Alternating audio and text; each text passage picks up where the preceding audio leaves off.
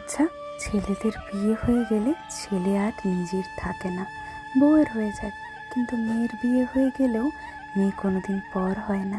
এই কথাটা অনেকেই বলেন, কিন্তু একটু ভেবে বলুন তো কথাটা কি ঠিক? কমেন্টে জানাবেন। এখন বাজে ঘড়িতে 9:30, আর আজ হচ্ছে মঙ্গলবার। কি খবর ফ্যামিলি? সবাইকে আরও একবার ওয়েলকাম জানাই কৃতিকা হাউসে। আমি হলাম পূজা। তোমরা যারা জানো না তাদের বলে রাখি, আমি একজন 4 স্টেজ ব্লাড ক্যান্সার সার্ভাইভার।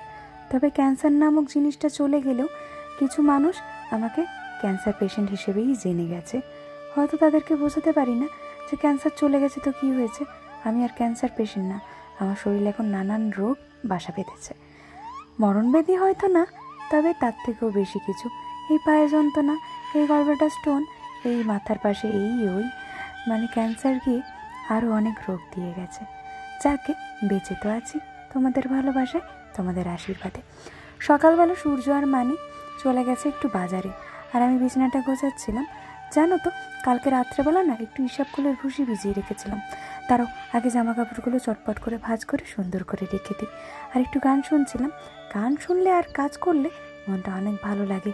তোমরা কারা কারা এই রুলটা ফলো করো কমেন্টে জানিও কিন্তু।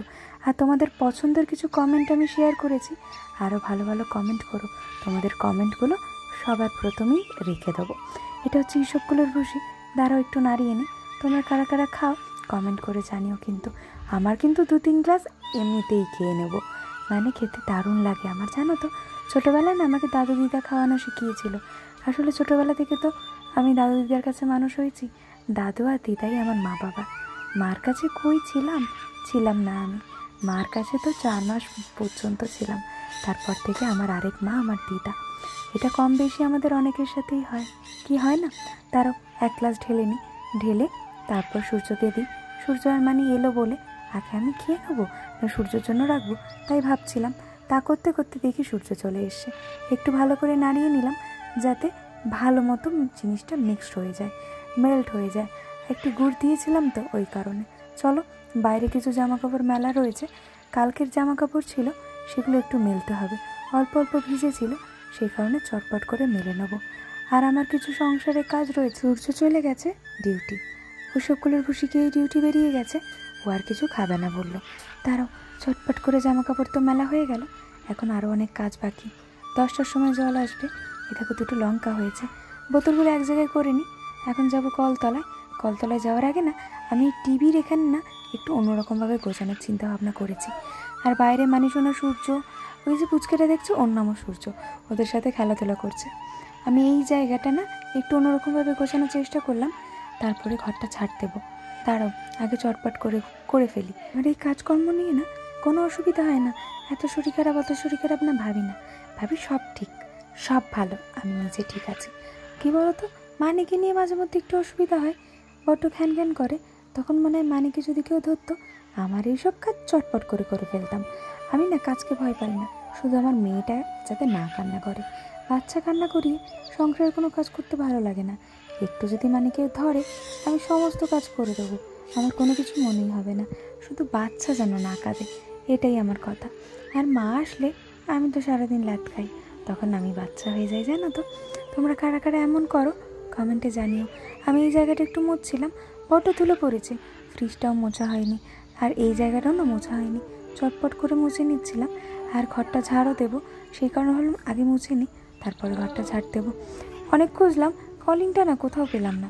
সূর্যকে বহুবার বললাম এনে দেবে, কিন্তু এনেই দিচ্ছে না, ভুলে যাচ্ছে সে। তারও পাখাটা এটার ওপরে তুলে ফেলি। এখন ভাবছি কি করব। আগে চটপট করে ঘরটা ছাড় দিয়ে নিই, তারপরে সমস্ত কাজ করবো। যতই ঘরটা অন্যরকম করে গোছাই না কেন, তাও মনে হয় এই এখানে ধুলো ওখানে ধুলো, সারাদিন কাজ আর কাজ। সত্যি কাজ করেও শান্তি লাগে যখন ঘরটা নিজের হয়। আসলে কি বলতো, ভাড়া বাড়ি যতই সাজাও, কোথাও না কোথাও সেটা ভাড়া বাড়ি। কিন্তু কি বলবো, আমাদের কপালের ফের আর দুর্ভোগ বলবো না কি বলবো ঠিক বুঝতে পারছি না। যদিও আমাদের নিজেদের দোষী আজকে আমরা ভাড়া বাড়িতে রয়েছি। ওই যে সব থেকে বড় কথা হচ্ছে অ্যাডজাস্টমেন্ট বা মানিয়ে নেওয়া। কেন সর্বদা আমি, কেন আমার সাথে, কেন এই ব্যাপারগুলো আমরা অনেক সময় ইগোতে নিয়ে নিই। যাকে এসব অনেক গণ্যমান্য ব্যক্তিদের কথা, এগুলো বাদই দিলাম। তারও আগে ঘরটা বেশ ভালো করে ঝাড় দিয়ে নিই, ঘরটা আজকে আর মুছবো না, এটাই ভেবেছিলাম। কিন্তু ভাবিনি যে এরকম কিছু দিন শেষে বেলা শেষে আমার সাথে ঘটবে। কত সুন্দরভাবে কাজকর্ম করছি, মনের জোর নিয়ে মনটাকে স্ট্রং করি, জানো তো। খালি ঘড়ির দিকে দেখছি আজকে কখন সূর্য তাড়াতাড়ি আসবে। আমি বলে গেছে আজ যেহেতু ভোট গণনার রেজাল্ট বেরোবে, তো সেই কারণে আমি ওকে কাজে যেতে বারণই করেছিলাম।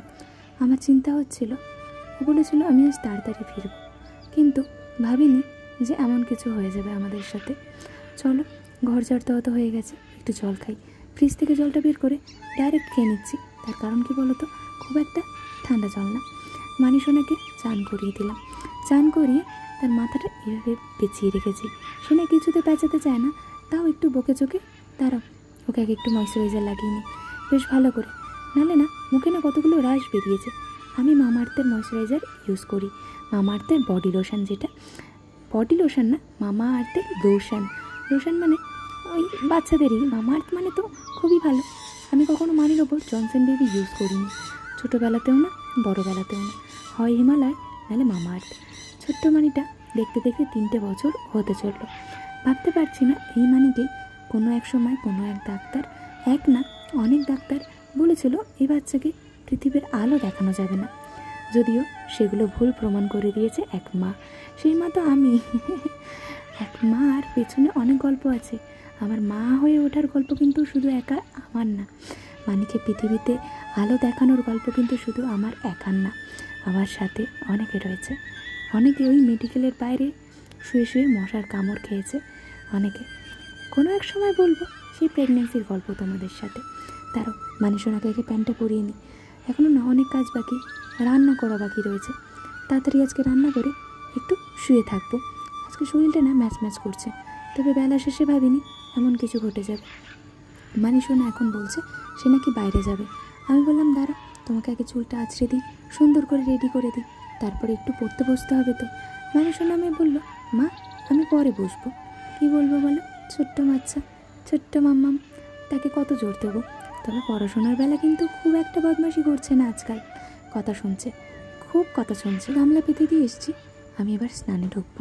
আসলে এখানে তো 2টো কল, মানে বাথরুমে একটা আর বাইরে 2টো, ওই মোট 3টে কল। 3টে কলে আমাকে যে কোনো একটা কলে তাড়াতাড়ি করে গিয়ে গামলা পেতে দিতে হবে। মানে আমি এখন জল নেব, এখন আর সেই কলে কেউ নেবে না, বা নিতেও পারে। কেউ যদি বলে আমায় বন্ধ করতে, আমি বন্ধ করে দেবো। এরকম একটু অ্যাডজাস্টমেন্ট করে এখানে রয়েছি। আমি সেই কারণে গামলাটা পেতে দিয়ে এসেছি, যাতে আমি চান করার জলটা আমার ভরে যায়। আমি ঝপঝপ করে গিয়ে চান করে গামলাটা সরিয়ে নিয়ে কলটা বন্ধ করে দেবো। চলো তাহলে চানটা করে আসা যাক। এই যে গামছা নিয়ে রেডি হয়ে গেছি, চান করে নিই। চান করে এসে এই যে ফ্রেশ হয়ে গেছি, এখন একটু ময়েশ্চারাইজার লাগাবো। আর নাকের পাশে না কি একটা পিম্পল হয়েছে, সেই ব্রণটা আমি খুঁটে খাটে একেবারে একাকার করেছি। যাই বলো, আমি না আমার প্রেমে পড়ে গেছি। নখগুলো কিন্তু আমার দারুণ লাগছে। আন্ডারআর্মগুলো বেশ ভালো করে ট্যাপ ট্যাপ করে ক্লিন করে নিতে হলো, তার কারণ ঘাম বসে না বড্ড গন্ধ বেরোয়। আর এই ভিজে গায়ে যদি একটু ক্লিন করে নাও বেশ ভালো লাগে, আর সারাদিন খুব একটা গন্ধ হয় না। আমরা অনেকে আন্ডারআর্ম ক্লিন করি না যদিও। চল ময়েশ্চারাইজার লাগিয়ে নিই, এরপর একটু সানস্ক্রিন লাগাবো। বেশ ভালো করে গলা মুখে একটু হাতও সানস্ক্রিন লাগিয়ে নিলাম, সরি ময়েশ্চারাইজার লাগিয়ে নিলাম। এবার একটু লাগাবো সানস্ক্রিন। সানস্ক্রিনটা খুব একটা লাগাবো না, অল্প একটু লাগাবো। ভালো করে সানস্ক্রিনটা মুখে লাগিয়ে নেবো। অ্যাপ্লাই করে নেওয়ার পর একটুখানি ছেড়ে দেবো। সানস্ক্রিন না লাগানোর পর 15 থেকে 20 মিনিট তোমরা কিন্তু কেউ বাইরে বেরোবে না। আমার একটু জল তেষ্টা পাচ্ছে। জল তেষ্টা কি, আমি স্নান করে এসে না জল খাই, এটা আমার একদম অভ্যাসে দাঁড়িয়ে গেছে। চটপট করে একটু ফ্রিজ থেকে জল বের করি। আমি ফ্রিজে জল রেখে গেছিলাম। ও হ্যাঁ, আমি আইব্রো করে এসেছি পার্লার থেকে, যেদিন নেল এক্সটেনশন করালাম সেই দিনকে। দাঁড়াও একটু ফ্রিজটা খুলে একটু জলটা খাই। দাঁড়াও, ফ্রিজে না আমি একটু গুড় রেখেছিলাম, গরম গরম গুড় খাওয়ার থেকে একটু ঠান্ডা ঠান্ডা গুড় খাওয়া বেশ ভালো লাগে আমার। ঝোলা গুড়, ওই যে হিসাবগুলোর ভুসি খাই না সূর্য আর আমি, সেই গুড়। একটু ঠান্ডা ঠান্ডা হবে, আমি 1 চামচ খাবো, বেশ দারুণ লাগে। যদিও আমার মিষ্টি খাওয়া বারণ, তাও 1-2 বার খেয়ে নেওয়াই যায়। তারও বোতলগুলো আগে ভরে রাখি। ওই যে বালতি করে বোতলগুলো ভরেই আনলাম, সেগুলো আর রাখা হয়নি জানো তো। চলো, বোতল তো রাখা হয়ে গেছে, ডিম সেদ্ধ বসিয়েছি। আজ তেমন কিছু করবো না, দাঁড়াও লঙ্কাগুলো আগে বেশ কয়েকটা রয়েছে, বোটাগুলো ছাড়িয়ে দিই।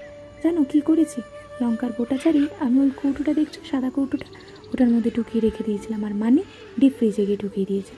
কড়াই বসিয়ে দিয়েছি, তেলও দিয়ে দিলাম, একটা একটা করে নুন হলুদ মাখিয়ে ডিমগুলো ফালি ফালি করে অল্প চিড় দিয়ে কড়াইয়ের মধ্যে দিয়ে দিলাম। আজকে তেমন কিছু করবো না, ডিমের ঝোল আর ভাত। আর জলদি আর কি করব, ওই যে বললাম শরীরটা একটু ম্যাচ ম্যাচ করছে। চলো তাড়াতাড়ি করে ডিমটা লেগে গেল। বুঝতে পারিনি কড়াইটা খুব একটা গরম হয়ে গেছিলো, ওই কারণে ডিমটা এরকম হয়ে গেল।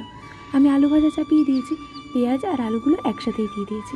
এবার মশলাটা দিয়ে কষিয়ে নেবো, তাহলে আমার রান্না মোটামুটি হয়ে যাবে। আলু ভাজা চাপিয়ে দিয়েছি। আমি না ওই আলু সেদ্ধ করে তরকারির মধ্যে দিতে পারি না, কেমন যেন একটা গন্ধ লাগে। অল্প একটু জিরে ফোড়ন দিয়ে, তেজপাতা ফোড়ন দিয়ে, সাথে পেঁয়াজগুলো, তারপর আলুগুলো দিয়ে বেশ নাড়াচাড়া করে ভেজে ঢাকনা দিয়ে রাখছি। আমি মশলা বলতে ওই আদা জিরে বাটা, ব্যাস, রসুন দেবো না, আর একটা গোটা টমেটোর কিন্তু বীজ আমি খাই না, সেটাকে ফেলে মিক্সি করে দাঁড়াও এবারে সমস্যা হচ্ছিল। এই যে চটজলদি রান্না করে ফেলেছি, এটা হচ্ছে ফাইনাল রেজাল্ট। তবে ভাবিনি, ওই যে তোমাদের বললাম শুরুতেই, শরীরটা আমার না খুব খারাপ। সূর্য ঝটপট করে বাড়িতে এসেই ঘরের অবস্থা দেখে তাড়াতাড়ি করে ঘর মুছে আমাকে একেবারে তুলে চান ফান করিয়ে, আমার শরীরের অবস্থা খুব খারাপ ছিল, চান টান করিয়ে সব আশেপাশে থেকে দিদিরা ছুটে এসছে আমার ডাক শুনে। খুব কষ্ট হচ্ছিল। আর সূর্য এসে এই যে ভাত খেয়েছিলাম সেই এঁটোটাও মুছেনি, ভাতের থালাটাও তুলিনি, সেগুলো সমস্ত কিছু এসে সূর্য করলো। বাসন মাজারে, জল ভরারে সমস্ত কাজ সূর্য কমপ্লিট করলো। এই যে ঠাকুরের জায়গাটা ও মুছছে। কী বলবো বলো, বেটা ছেলে মানুষ যেরকম পারছে তেমন করছে। সকালবেলা থেকে ওই যে বলছিলাম শরীরটা ভালো নেই, তবে দিনটা তোমাদের মতোই খুব সুন্দরভাবে শুরু হলো। তবে বেলা শেষে এমন হবে আমার সাথে ভাবিনি, মাথা ঘুরে আমি পড়ে গেছি। এই যে গ্যাসের জায়গাটা মুছছে, তো ও মোটামুটি সব কাজই করে। তবে এই ভাড়া বাড়িতে আসার পর একদিনও ওকে ক্যামেরাবন্দি করতে পারিনি ওর কাজকর্মগুলো করা নিয়ে। সমস্ত ঘর মুছে দিল, বাসনগুলোও মেজে দেবে। এই দেখো এক বালতি জল নিয়ে নিয়েছে ঘর মোছার জন্য, এই বাইরেটাও মুছে নেবে। আর অল্প কটা বাসন রয়েছে। আর এই দেখো মানুষও মৃত্তিকার সাথে খেলছে, আমি ওকে একটু বকা দিচ্ছিলাম। আর সূর্য এখানে বালতি ফালতি ধুয়ে সমস্ত পরিষ্কার করে রাখলো। কি বলি আর, শরীরটা আমার মোটেও ভালো নেই, ভালো যাচ্ছে না। যাই হোক, এই ভিডিওটা যদি কোথাও একটুও ভালো লেগে থাকে অবশ্যই লাইক শেয়ার কমেন্ট করে আমাদের সাথে থেকো, পাশে থেকো। সূর্য এখন কাজ কমপ্লিট করে মুখ হাত পা ধুয়ে এখন ঘরে চলে যাবে। আবারও দেখা হবে তোমাদের সাথে অন্য কোনো ভিডিওতে। আজকের মতো এই পর্যন্ত, টাটা।